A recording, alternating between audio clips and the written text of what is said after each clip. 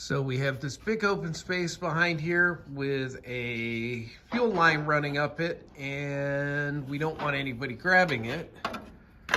So let's see if I can get this in here. Oh, come on, go to your home. Are you too good for your home? There we go. What we have now is a cover appropriately bulged for where the fuel line comes out the top. Get this back in place up here, and with the opening at the top. And so there's that piece. How did we do it? We took a piece of aluminum and beat it and rolled it and sort of kind of maybe sometimes knew what we were doing. I think it came out okay. It's not perfect. This needs to go up a little bit, but I'm not gonna get it right now. And then there will be a form piece over the sill here. I haven't decided whether that's going to be Kevlar or aluminum yet. Okay, another night of crappy weather in Chicago. Myself and Jill back with you. And we've started work on our interior panels. So this is one of the doors. Hopefully you can see this. And the door, I've got it taped down. The door's underneath. But what we did is, this is just 1/4-inch pink insulating foam. And we removed the polyethylene from the one side of it. And the plan is we are going to go ahead and glass this tonight on the inside, and we'll finish it off with the peel ply. And so we've got, it's kind of messy around here. I can lay it out. Okay, go ahead and lay it out. So Jill laid it out. So there she is, and what we're gonna do is we're gonna lay a single layer of cloth each side of this, and we're only gonna do one side tonight. And I have my West system open. So I've got my 105 and 206 slow hardener. I've got the heat up in the barn slightly because end of April, it's still freaking cold here. We're gonna do that, and then we're gonna go ahead and wet all this out, but the peel ply should give it a nice finish over the top. And then once this hardens, we're going to do the backside. This is an indentation that's part of a pocket because I hate not having storage. So this is the pilot's door. I really did this backward. I bent this in here using a little heat, cut this and put it. I should have bent it down here and put the hard side in here, but it's not enough of a problem. It's a pretty good sized pocket for me to have to worry about it. And then we're going to go ahead and there's a little debate going on right now whether it's going to be a hard pocket piece formed over the top that we glass and then glass to this, or whether it's going to be kind of a fabric piece to match the interior with elastic in it. So stay tuned. Anyway, I'm not going to be able to run the camera while we wet this out. If it works, I'll have Jill do that on another night, or maybe later on. Dan and Jill, tonight's Jill's big moment. We're going to try and get her. I don't know why that green thing is bouncing around on the screen, but anyway, we're gonna try and fiberglass. So this is the foam for the piece that runs along the base here between the front door. There we go. And so Jill's gonna try and do this layup because we discovered we can't film and work if both of us are sticky. So this is the piece. Here's the foam underneath. And this is a backside, so we're not going to be doing any peel ply on this. But we needed 2 pieces. It was too long, and we were using scrap. So what we've done is joined this with just a wide piece of painter's tape on what will be the front. And we have a reasonably tight joint. And it's going to be, well, beside the back seat. So if you're going to stick your nose down there 3 inches away, I got, go pound sand. So we're gonna lift this off, and I just pulled the glass up. The truth is we should book it. No, lay it back out, and just book it, and book it over, and go ahead and lift that piece out of the way. The top is gonna go toward the back, and we'll do the same with this one. And the last piece back here.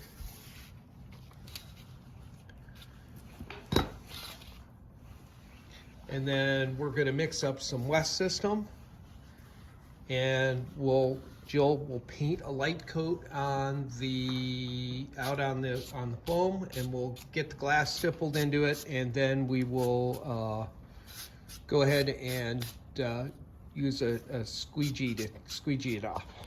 Jill's gonna drizzle some out and then spread it around with a chip brush. You can buy the chip brushes at Harbor Freight, 50 at the time, $5.50. You're gonna use them. All right, good. Spread that out well. And she's just gonna brush it out. Definitely don't have enough yet, but no. It's gonna be a start. Here, let me get this seam here. Try not to push too much into the seam because it's gonna wanna run through it. Okay. It'll become a bottomless pit of resin. I said earlier, the downside of this stuff is pretty inexpensive. It's not meant, obviously, for doing what we're doing with it. It is, however, relatively speaking, dirt cheap compared to core mat and stuff. So it's going to be up to the individual builder. If you wanted to use proper coring, you can do that. It'll cost you a bunch more money. We decided we weren't worried about it. These little ripples, but we're using a flat interior, medium dark. So first piece of cloth is on. Don't lift it. You're just going to trap more air. All you need to do is take it and tug the ends. Okay. Now I'm sticky. You can come around to like the side here where you see that bubble and just gradually work them out. Whoops, sorry. So much for my filming. And how much epoxy do I have on? Well, I guess we'll see how far the filming goes. Do you want me to just push this out before we put the next one on? Yeah, it needs to be. All right, so stipple it down, and that you won't be able to stipple. You see that big wrinkle right here? Mm-hmm. So that's gonna need to get pulled here. Let me do it. I gotta pull from this piece inside. There you go. You'll probably wind up pulling from the side too, but you can't just pull it in one direction. Okay, go ahead and stipple it down. Okay, I showed you. So when you work it, start in the middle and work out. Yeah, but it's not just that. You poke it in, the brush in. See me pushing the air toward the edge? Mm-hmm. Yeah, I wanted to get these inside ones before I got to the outside one. Okay. You may need to, if it's dry, you may need to put some resin, or you may need to go back and pull on, may need to go back and pull on the edge. Just go ahead and stipple it down. Could do this with a laminating roller. We found we really haven't needed it for the 4 ounce. I have one. Cleaning it is more of a pain than it is helpful. Now you got one cranky bubble. You see it? Let me see how much I can get out. There we go. Yeah, you may be able to push it out. There you go. Oh, there you go. And go ahead and work your way down around the end. Down this end? Yep. So I can get the next piece in? That's it. The resin in the pot is going to want to cook. So any laminating we need to do, we need to get done. Somehow we're migrating down the table. Okay. So now I can put the next piece on. Which is... Here, one. I should be able to do that one by myself when you can film it. Okay. So lay it down. You want to lay it down with about an inch, inch and a half of overlap. No, don't butt it. There. So your line is here. Come this way. Come this way just a little bit. There you go. Now, one way of doing this is if you can get it, you can go end to end with your fingers and kind of press it into the layout. I didn't get that. I got it twisted. I'm trying to get it so I get enough overlap over here. Get it in there. There you go. And then I'm gonna lift this end up a little bit to pull it out there and pull it out here. Got a good overlap there? Yeah, I do. Okay, so this piece is unusual. On the front sides, we're trying not to have any seams. On the back, honestly, I don't care. It will add probably a fraction of an ounce for each seam, but I don't really like the idea of throwing away tons of glass. So I'm gonna pull this out. We got a stray fiber right here. I can get my glove. Okay, got it? Yep. There we go. You can see it's packing down In that corner, I don't have quite enough resin. I'm gonna see if there's enough to pull over to it. There is. We're not worried about anything we squeegee off the surface. There's another booger. Oh, nothing can be done about it. It's underneath.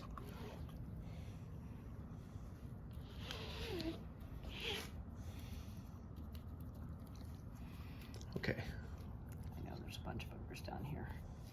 Yeah. Picked up some stuff on this touch of the table because it's so narrow. It's hard not to touch the table.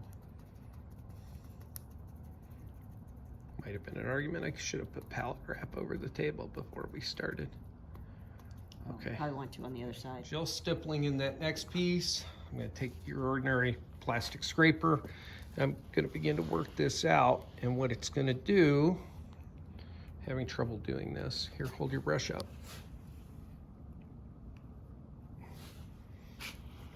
Is I'm using this both to press the thing down and pull excess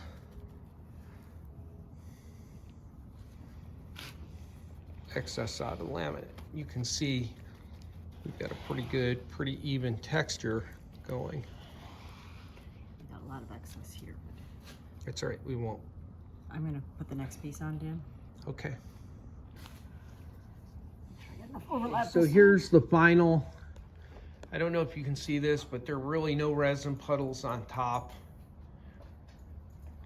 We're not peel plying the back side. We don't care about the texture. And honestly, the short seams won't really have added any significant weight to it.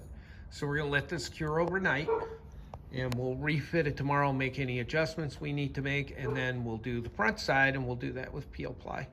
This is the panel for this corner, back corner of the airplane. Let's see if I can get back far enough. So just in front of that bulkhead. And here it is after I laid it up. And you can see the front side of it, to keep curve in it, it has a pretty substantial curve to keep the interior volume of the airplane. Then I've started trimming it off. Whoops. Started trimming it off. To hold the curve, this is what I did. I put tape down, just painter's tape over it, and hot melt glued some foam pieces to create kind of a buck, a framework to hold the curve on there. Did it work? I don't know. We'll find out in a minute. Okay, so it's Jill and Dan with you again. This is the piece you saw with the structure holding it, and we've got some wood bracing it into the same shape. We pulled the braces off. We're going to cut the peel ply. So this is the inside, and you can see from here there's a pretty substantial curve on this part. So it's got a pretty good bend to it anyway. We're going to do the inside, and we will fit it back in there, and hopefully, whoops, back in there.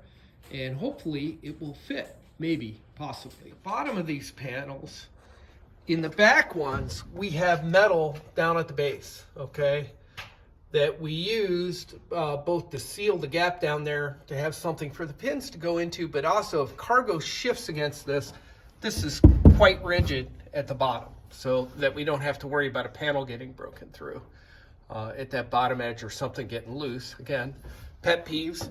I won't go into all the details, but a kid dropped a fidget spinner in our airplane, and well, we didn't find it till we went to recover it. We spent hours and hours looking for it.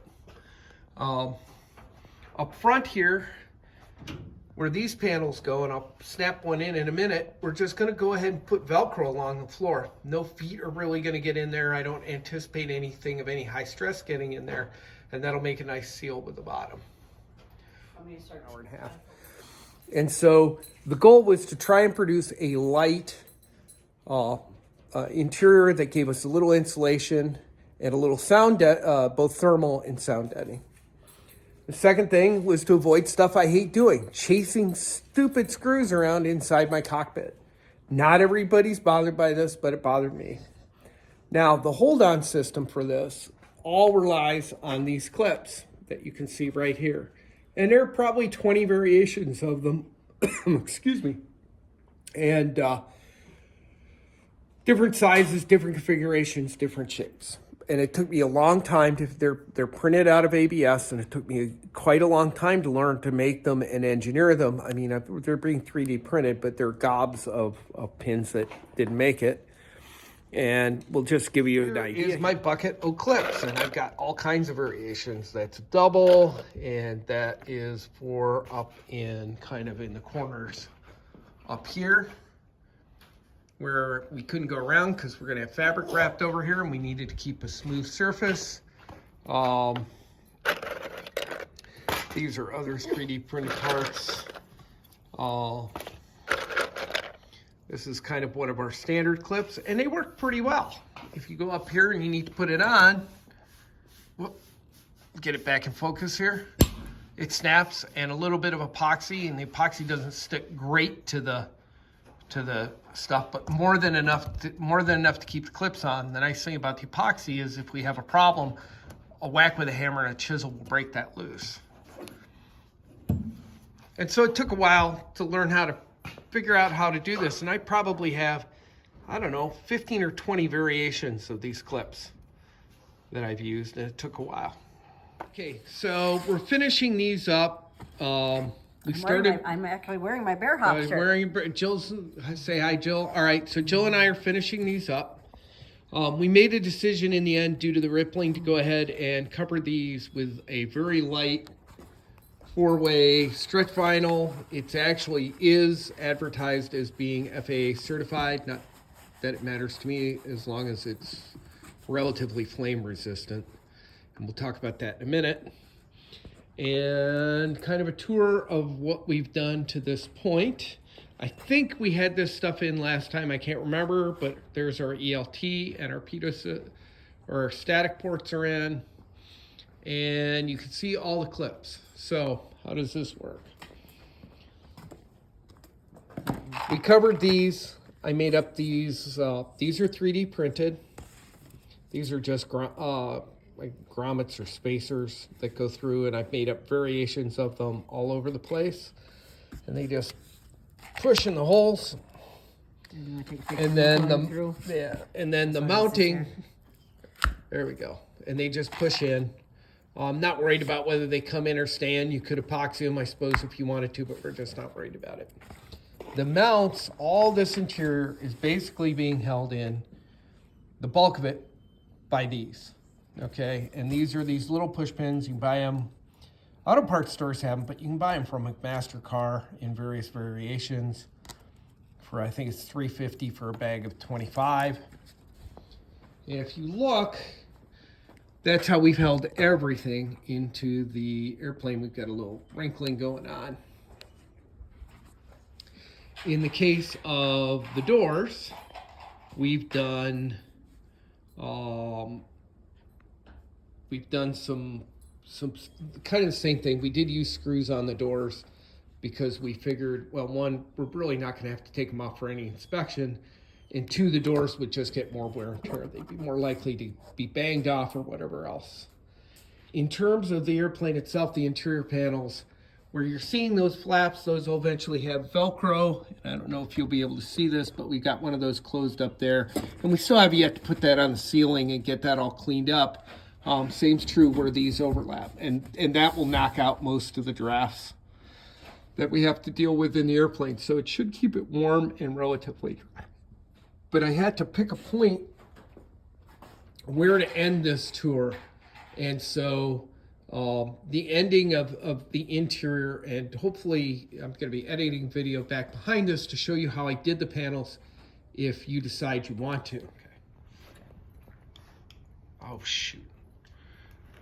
I don't think I had the camera running. Okay, so that's the finished piece on that side. We're not going to put all the pops in. We're just checking fit. You can see where all the flaps still need to get, we've got some trimming and sewing, and we're going to fit Velcro there. And that should take care of any draftiness or the tendency of any little bits to go down behind the panels into places we don't want them. A couple other things we did do while we were here. Those two stalks sticking out are actually lights, and they're on a gooseneck, so we can move them around either to light the panel eventually up here if we need them, or maps, or they can be swung down And go ahead and swing one down to light up the back if somebody needs it. We also have, where'd it go? Another LED light. This LED light will go up on the center panel on the cabin top and light the cargo area. So we're gonna have a separate cargo area, and then because it's going on the foam, I have mounting plates for that so we can put it up and not crush stuff. And again, printed, in this case, printed in ABS. Just for the record, only doing 3D printing on things that are non-structurally significant. So was the whole process worth it? Well, it took a long time, and there were some other delays with some family issues over the summer. And so it's been like 6 months since our last video. Time will tell. We proved it's a viable system. What did I like? Well, despite what it looks like, those panels are very light. I doubt the whole interior is 20 pounds, okay? We weighed a few of the panels. They were quite light. They're quite stiff. And they seem like they'll have decent insulation value to them. Certainly better than just a plain old plastic panel or fabric. If I had to do this again, now we were experimenting, and I intentionally went with kind of the cheapest material I could use. If I had to do this again, I would use core mat or something else, a proper 1/4 inch coring to make those interior panels. And if you did that and you do it properly, you should be able to avoid needing to cover them, or at least maybe cover, you could have maybe left all the cargo area back here, if I got it in shot, left this area, just painted it. I had not worked with peel fly outside of vacuum bagging, and the end result was we got a lot more ripples and surface inconsistencies. My layups were very to the very dry end in an attempt to keep weight down. Just a little bit more resin would have saved us the covering. The other thing is the core mat would have had a much more consistent surface to it.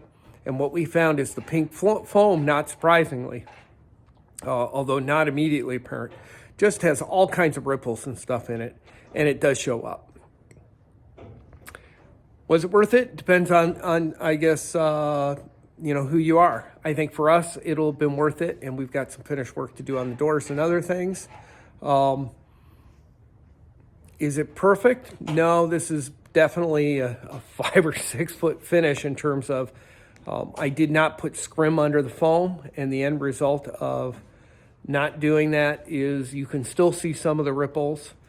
In the case of the Ford, the cabin panels up on the top, I should have laid those up on a curve the way I did with the side panels, where we kind of built a jig and put the base curve in, and the end result is they have a wrinkle or two in them. Will I redo them? I don't know, not right now. I may change my mind and redo them and build a little temporary jig so I can put the curve, pre-curve them. But otherwise, I for now, we've decided it's something we can live with. Look, not everything on this airplane is going to be perfect. And if you go till everything is absolutely perfect, you'll never fly the airplane. That's true with all kinds of things. We've seen that with all kinds of projects we've seen people work on. Oh, that's wrong. I got to remake that part and that part and that part. Well, if it's critical and really bothers you, sure. But if you do that with every part, you make every part 10 times, you're just not going to get it done. A couple other things we did. Okay, so what we've got is an anthropometric problem. Jill's about 5'6". She's sitting in the back. We're used to the fact that these things are tight. We own a Stinson 108. However, this is with a seat in the all the way front position. So we're all the way on the front, and her knees are absolutely tight against it. And if I were to sit in there against that back, it would be pressing into her kneecaps.